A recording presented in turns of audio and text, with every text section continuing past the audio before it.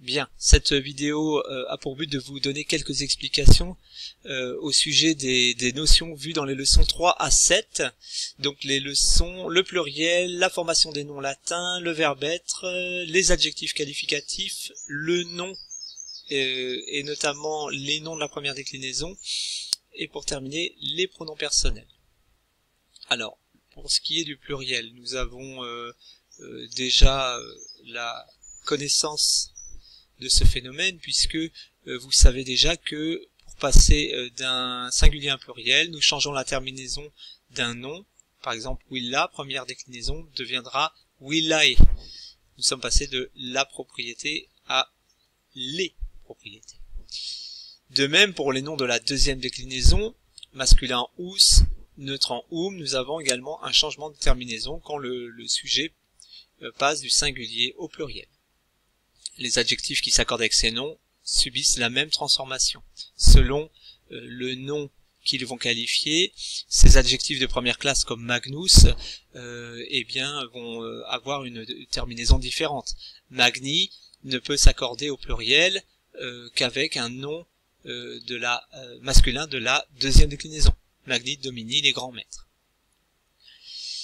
Pour ce qui est des verbes, nous notons juste à ce moment-là de la progression le passage d'un T, troisième personne du singulier, à NT, troisième personne du pluriel. C'est un ancien village, vicus antiquus est, ce sont d'anciens villages, vici antiqui sunt, bien entendu, et non plus est. La fin de la leçon relève quelques particularités. Tout d'abord, des noms qui n'existent qu'au pluriel, comme les noms de villes, Athéna et Athènes, et également 6 mots qui changent de sens quand on les fait passer au nombre pluriel. Par exemple, copia veut dire l'abondance, et cela devient les troupes quand nous avons le pluriel copiae, les troupes militaires. La dernière liste est moins importante, c'est du vocabulaire pour vous aider à faire les tests. Alors, leçon 4 à présent, où là vous découvrez le verbe être conjugué intégralement, et en rose vous découvrez les 6 personnes. Alors en fait on n'a pas de pronom personnel sujet en latin, vous le savez, pour dire ils sont, le nt suffit à nous montrer qu'il s'agit d'une troisième personne du pluriel.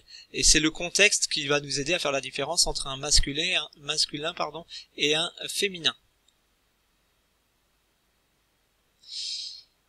Alors, la partie supérieure de la leçon est consacrée à la notion de terminaison. Et on insiste de nouveau sur le passage du singulier au pluriel.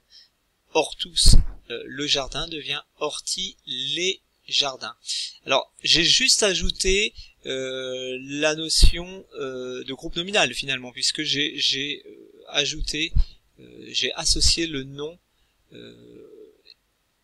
à un adjectif qualificatif qui s'accorde avec lui. Bon, voilà, c'est sans doute la leçon la plus simple des 5 à mémoriser. En ce qui concerne la leçon 5, le titre est assez explicite, donc elle se compose d'une liste de 6 adjectifs qui peuvent réapparaître dans les tests. Donc tout d'abord, voilà, des adjectifs courants, comme malus, bonus, nous les rencontrons très souvent dans les textes. Nous notons juste la majuscule pour les adjectifs d'origine géographique, comme gallicus, gaulois. Remarquez également l'ordre des genres. Masculin, féminin, neutre, c'est l'ordre adopté dans la présentation dans les dictionnaires, dans les lexiques. Alors, là encore, rien de bien compliqué pour vous. J'ai après avoir donné l'exemple du grand jardin, exemple des noms masculins accordés à des adjectifs, j'ai préparé ici dans deux tableaux la même chose finalement, la même évolution pour les féminins, ae et le pluriel de a, et pour les neutres, A est le pluriel de templa et le pluriel de templum. Bien sûr, là encore, nous n'avons pas d'autre fonction que la fonction sujet. Hein, c'est bien le cas nominatif qui est ici présenté. Leçon 6. Alors, cette fois, nous abordons la notion de déclinaison. Je dirais que le plus important, c'est ce qui est écrit en rouge, c'est la synthèse. La leçon 7 est quant à elle consacrée à une seule idée. C'est l'idée selon laquelle les pronoms personnels sujets égaux, moi et tout, toi, ne servent qu'à exprimer l'insistance. Hein, dans tous les autres cas, nous l'avons dit tout à l'heure, le pronom personnel sujet n'est pas exprimé, il est contenu dans la désinence. Hein.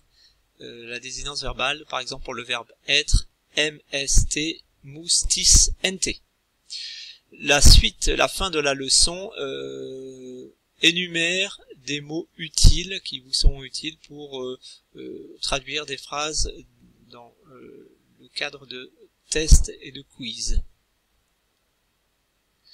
Donc, voilà pour cette leçon 7.